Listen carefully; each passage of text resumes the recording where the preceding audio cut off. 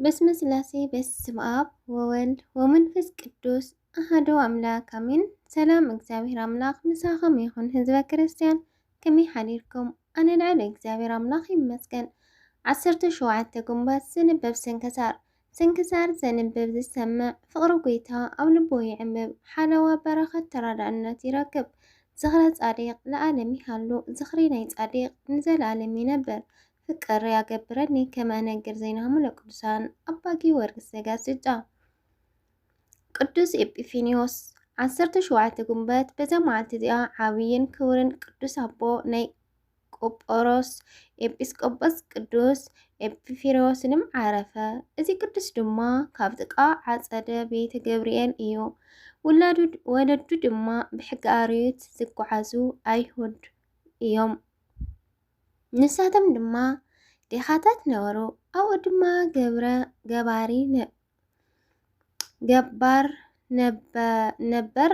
ነበሩ እሞ ነዚ ቅዱስ ንሓንቲ ሓፍቱን እትዕብዮም ሞተ። ዝሓደገሎም ሓደ እከይ ኣድጊ ድማ ነበሮ። ኣዲኦም እውን ብትምህርቲ ኣርዮት ኣዕብየቶም። ኣዲኡን ኤጲፋንዮስ ድማ ነቲ ክፉእ ኣድጊ ንክሸጦን ካብ ክፍኣቱ እውን ከዕርፍን ካብቲ ሸይጡ ድማ ንክሕግዘሉ ክትቀመሉን መኸረቶ። ክሸጦም ምስቱ ኣድጊ እንትኸይድ እንተሎ ድማ ንሓደ ክዕድግ እናደለየ ድማ ምስ ኤጲፋንዮስ ቆይሙ ይነጋገር ነበረ። ኣብቲ ግዜ እቲ ኣድጊ ንኤጲፋንዮስ ኣብ ክሊቱ ረገጾ፣ ናብ ምድሪ እውን ወደቐ፣ ክመውት በለ። ኣባ ፍላትዮስ ድማ ኣብ ልዕሊ ክሊቱ በስመ አብ ወወልድ ወመንፈስ ቅዱስ ኢሉ ብምልክት መስቀል ማዕተበ። ኣብቲ ግዜ እቲ ቅዱስ ኤጲፋንዮስ ካብ ሕማሙ ሓወየ። ዋላ ሓደ ጸገም ፍጹም ከም ዘይበጽሖ ኮይኑ ጥዑዩ ተንሰአ። ብድሕሪ እዚ ኣባ ፍላትዮስ ብስሙ ምእንታ ንዝተሰቐላ ጎይታና ኢየሱስ ክርስቶስ ክትመውት ይግባእ ኢሉ ኣብ ልዕሊ እቲ ኣድጊ ጸረሐ ዓው ኢሉ ተናገረ። ኣብታ ግዜ እቲኣ ድማ እቲ ኣድጊ ወዲቑ ሞተ። ቅዱስ ኤጲፋንዮስ ድማ እተን ክልተ ተኣምራት ርእዩ። እቲ ዝተሰቐለን ብስም ተኣምራት ተገበረሎ ዘለኻን ብስሙ ተኣምር እትገብር ዘለኻን ኢየሱስ ክርስቶስ መን እዩ በሎ። ንሱ ድማ ኣይሁድ ኣብ ኢየሩሳሌም ዝሰቐልዎ ክብሪ ዝግብኦ ኢየሱስ ወዲ እግዚአብሔር እዩ ኢሉ መለሰሉ። እዚ ነገር ከዓ ኣብ ልቢ ቅዱስ ኤጲፋንዮስ ተቐረጸ። ኣብቲ ዘመን ሓደ ሃፍታም ኣይሁዳዊ ነበረ። ንኤጲፋንዮስ ወሲዱ ድማ ኣዕበዮ፣ ሕጊ ኣርዮት እውን መሃሮ። ናቱ ሃፍታም ግዜ ሞቱ ምስ ቀረበ ድማ ውሉዱ ስለ ዘይነበሮ ኩሉ ጥሪቱ ኣውረሶ። ኩሉ ትምህርታት ሕጊ ኣርዮት ተምሃረ። ሓንቲ መዓልቲ ድማ ምስ ኒክያኖስ ዝስሙ መነኮሰ ተራኸበ። ፈላጥ እዩ፣ ኣብ ልዕሊኡ እውን ጸጋ እግዚአብሔር ዝሓደረ እዩ። ምስኡ ኣብ መንገዲ ተመላለሰ። ብሓደ እንትኸዱ እንተለው ድማ ዲኻ ሰብ ረኸቦም። ምጽዋት ንክህቡ ድማ ነቲ መነኮሰ ለመኖ። ገንዘብ ስለ ዘይነበሮ ድማ ዝኸድኖ ዝነበረ ናይ ጸጉሩ ዕጽፊ ኣውፂኡ ለቲ ዲኻ ሃቦ። ኣብቲ ግዜ ኤጲፋንዮስ ለቲ መነኮሰ ልብሲ ብርሃን ከም ዘወረደሉ ረአየ። ኤጲፋንዮስ ስለዚ ተኣምር ተደነቐ። ኣብ ትሕቲ እግሩ እቲ መነኮሰ እውን ሰገደ። መን ኢኻ? ሃይማኖትኻ ከ እንታይ እዩ እትብሎ ሓተተ። ንሱ እውን ክርስቲያን ከም ዝኾነ ነገሮ። ካብ እውን ክርስቲያናዊ ንክገብሮ ለመኖ። እቲ መነኮሰ ድማ ወሲዱ ናብ ሓደ ኤጲፋንዮስ ኣብጽሖ። ጥምቀት ክርስትና እውን ኣጠመቆ። ትምህርቲ ቤተ ክርስቲያን ኩሉ ስርዓት እውን መሃሮ። ኤጲፋንዮስ ድማ ንኤጲፋንዮስ መነኮሰ ክኸውን ይደሊ ኣለኹ በሎ። ኤጲስቆጶስ ድማ ብዙሕ ሃፍቲ እንሃለወካ መነኮሰ ምዃን ኣይግባእን በሎ። ኤጲፋንዮስ ድማ ንሓፍቱ ኪዱ ኣምጽኣ። ጥምቀት ክርስትና እውን ኣጠመቓ። ኩልንዮ ንዲኻታት ንዝተጸገሙ ንዕውራትን ንደኽታማትን ንኣብያተ ክርስቲያንን ሃበ። ካብኡ እውን መጻሕፍቲ ዓደገ። ካብኡ ንሱን ሓፍቱን መነኮሱ። ናብ ደብረ እቲ ጥምቀት ምክንያት ዝኾነ ሉኪኒዮስ ስሙ መነኮሰ ኣተወ። እዚ ክኸውን ዘሎ ድማ ኣብ 16 ዓመቱ እዩ። ብድሕሪ እዚ ድማ ንቅዱስ ኣላሪዎስ ዓብይ ረኸቦ። ንሱ ድማ ብዕድሚኡ መንእሰይ ብገድሉ ግን ዓብይ ኣረጋዊ እዩ። ንቅዱስ ኤጲፋንዮስ እውን ተቐበሎ። ሕጊ ምንኩስና ስርዓት ክርስትና መሃሮ። ጸጋ እግዚአብሔር ሓዲርዎ ድማ ሕግን ስርዓትን ቤተ ክርስቲያንን መንገዲ ምንኩስናን ኣብ ሓዲት መዓልታት ተምሃረ። ዓበይቲ ተኣምራት ክሻዕ ዝገብር ንሙታን ክሻዕ ዘተንስእን ንሸይጣናት ካብ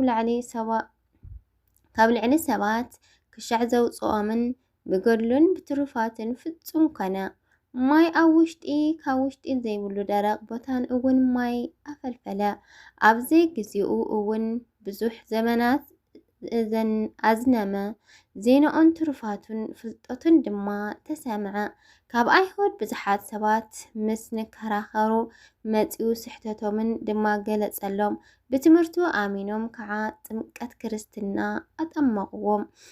ጥበባን ዩናናውያንን ፈላስፋታትን ግሪክ እውን ብትምህርቱ ተመሊሶም ክብሪ ለልኡል ይኹን እሞ ናይ ሃይማኖት ጌታናን መድሓኒናን ኢየሱስ ክርስቶስ ኣተዉ።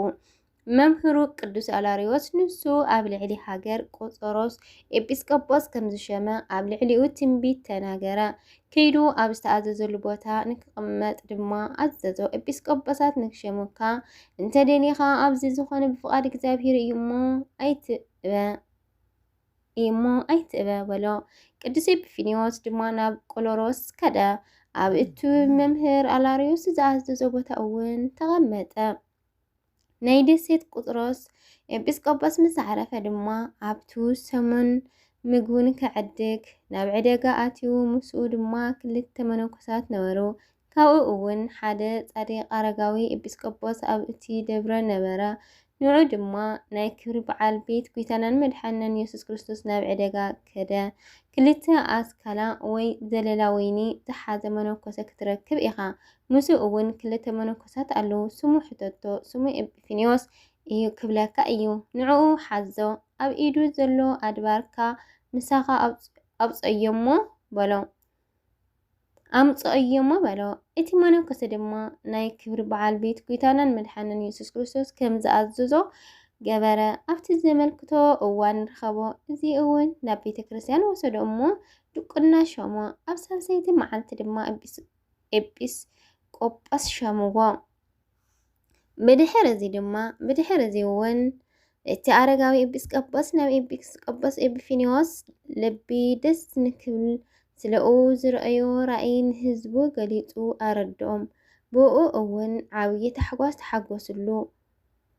እዚ ቅዱስ ኣቦ ኣብ ውሽጢ ሽመቱ እግዚአብሔር ብዝፈተዎ ሰናይ ጉዕዞ ተጓዓዘ።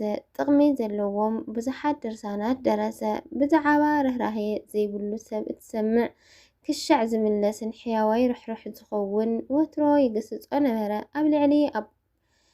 ኣብ ልዕሊ ኣባ ኤጲስቆጶስ ሃገረ ኢየሩሳሌም ኣባ ዮሃንስ ድማ ምኽንያት ፈጠረ። ብዛዕባኡ ርህራሄ ከም ዘይብሉ ምስ ሰምዐ ዝበልዐሎምን ዝነበረ ናይ መኣዲ ኣቑሑት ተለቅሐ። ንሳቶም እውን እቶም ኣቑሑ ወርቅን ብሩርን እዮም። ቅዱስ ኤጲፋንዮስ ድማ ሸይጦም እሞ ንድኻታት ዝተጸገሙን ሃቦም። ኣባ ዮሃንስ ንክምልሰሉ ምስ ደለየ ምንም ኣይሃቦን። ንቅዱስ ኤጲፋንዮስ ኣብ ውሽጢ ናይ መቓብር ናይ ክብሪ በዓል ቤት ጌታናን መድሓኒናን ክርስቶስ ብጫፍ ክዳኑ ሓዞ። ቅዱስ ኤጲፋንዮስ ድማ ናብ እግዚአብሔር ጸለየ። ኣብቲ ግዜ ዕንቲ ኣባ ዮሃንስ ዓወራ። ብድሕሪ እዚ ክርህረሉን ኣዕንቱን ክኸፍተሉን ብምኽንያት ናብኡ ለመነን ማለደን። ቅዱስ ኤጲፋንዮስ ድማ ንኻሊእ ግዜ ጸለያ። ነቲ ሓንቲ ዓይኑ እውን ኣብርሃሉ። ንኣቑሑ መዓዱ ከም ዝሸጦምን ንዲኻታት ዝተጸገሙን ከም ዝሃቦምን ነገሮ። ንግስቲ ኣውዳኪዎስ ናብኡን ክመጽእን ኣብ ምሽዓርን ምስዳድን ቅዱስ ዮሃንስ ኣፈወርቂ ንከረድኣ ኣብ ዝጸሓፈትሉ ግዜ ኣብ መንጎ ሰላምን ከወርድ ንከዓርቆምን ናብ ሃገረ ቅስጥንጥንያ ከደ። ነገር ግን ንግስቲ ኣውዳኪዎስ ንቅዱስ ኤጲፋንዮስ ኣይሰማዓቶን። ንዮሃንስ ካብ ሽመቱ እንተዘይሰራሕክዮ በለቶ።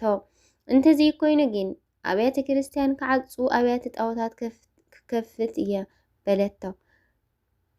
ቅዱስ ኤጲፋንዮስ ድማ እናሓዘነን እናተከዘን ፍጹም እናሓዘነ እንታይ ከም ዝገበር እናሓሰበን ካብኡ ወፀ።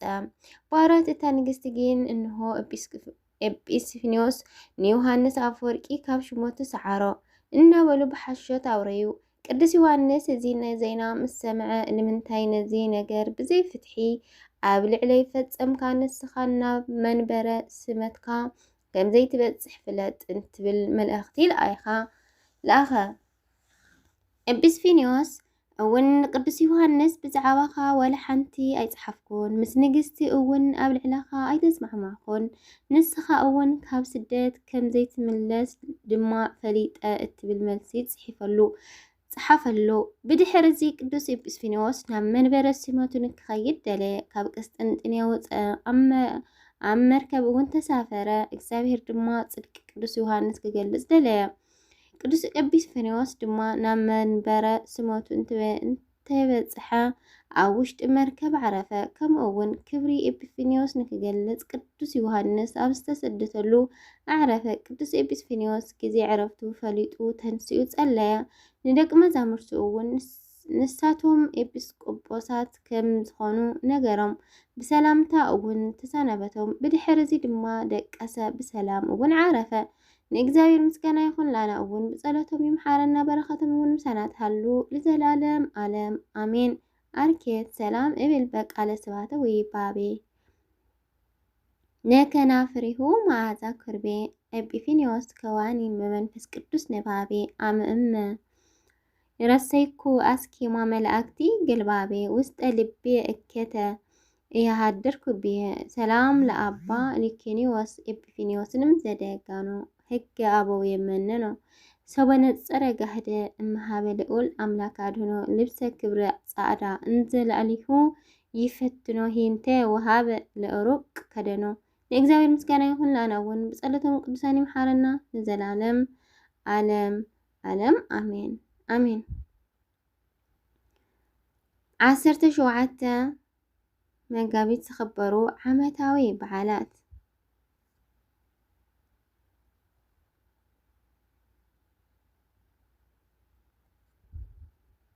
ቅዱስ ኤጲፋንዮስ ሊቀ ዘደሴት ቆድሮሮስ፣ ቅዱስ አላሪዮስ ገዳማዊ፣ አባ ሊኪኒዎስ ጻድቅ፣ ቅዱስ ፈላቲዮስ ክርስቲያናዊ።